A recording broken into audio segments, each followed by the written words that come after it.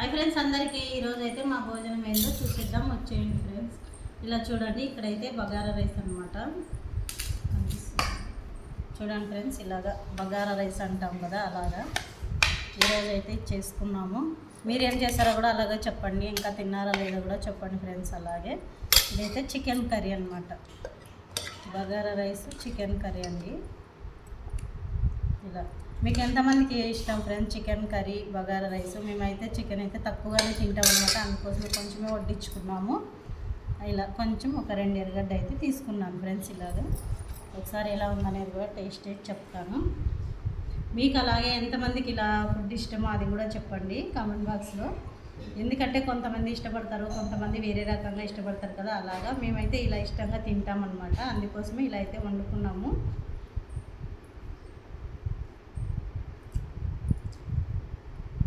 బాగుంది ఫ్రెండ్స్, సూపర్గా ఉంది. అలాగే మీరు ఏం తిన్నారో కూడా కామెంట్ బాక్స్లో కామెంట్ చేయండి. మన ఛానల్ మీకు నచ్చినట్లయితే లైక్ చేయండి, సబ్స్క్రైబ్ చేయండి ఫ్రెండ్స్.